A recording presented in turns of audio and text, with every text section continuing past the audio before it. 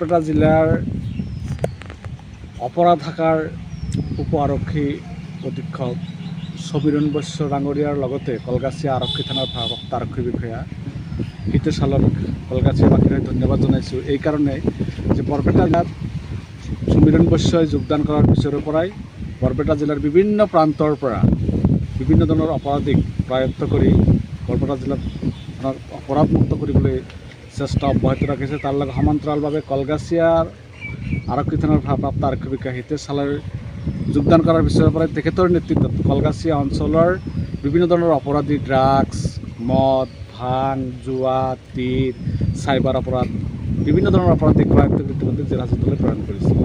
যোৱাকালি কলগাছিয়া থানাৰ ভাৰপ্ৰাপ্ত আৰক্ষী বিষয়া হিতেশ হালৰে খেল্লি গাঁৱত অভিযান চলাই মুজাম্মেল হুছেইন আৰু মুকাদ্দেছ আলী নামৰ দুজন কুখ্যাত গাঞ্জা ব্যৱসায়ীক আটক কৰিবলৈ সক্ষম হৈছে।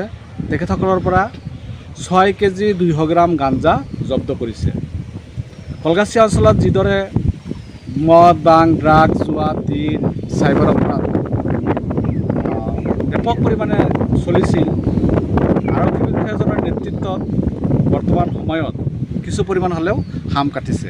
আমি কলগাছিয়াবাসীৰ হৈ কলগাছিয়া আৰক্ষী থানাৰ ভাৰপ্ৰাপ্ত আৰক্ষী বিষয়া হিতেশ হালৈ ডাঙৰীয়া আৰু বৰপেটা জিলাৰ অপৰাধ শাখাৰ আৰক্ষী বিষয়া অতিৰিক্ত আৰক্ষী বিষয়া সমীৰণ বৈশ্য ডাঙৰীয়াক আহ্বান জনাইছোঁ যাতে আমাৰ বৰপেটা জিলাৰ লগতে কলগাছিয়া অঞ্চলতো যিবিলাক অপৰাধী আছে সেই অপৰাধীবিলাকক প্ৰায়ত্ব কৰি কলগাছিয়া অঞ্চলখনক এখন সুস্থ সবল ঠাই হিচাপে পৰিগণিত কৰা তাৰ কাৰণে আহ্বান। কেনেকুৱা অপৰাধী কলগাছিয়াত IPL-ৰ নামত বা আপোনাৰ তীৰ খেলাৰ নামত, ইনিং খেলাৰ নামত এইবোৰ চলি আছে নেকি কলগাছিয়া?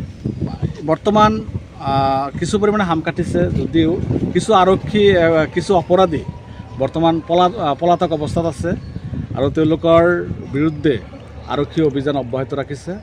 আমি আহ্বান জনাইছোঁ যে যিসকলে অপৰাধ কৰি পলায়ন কৰিছে, এই পলায়ন কৰি থকা অপৰাধীবিলাকক আৰক্ষী বিষয়াসকলে যাতে অতি সোনকালে কৰায়ত্ব কৰি তেওঁলোকক উপযুক্ত পৰিমাণৰ শাস্তি দিয়াৰ ব্যৱস্থা কৰে।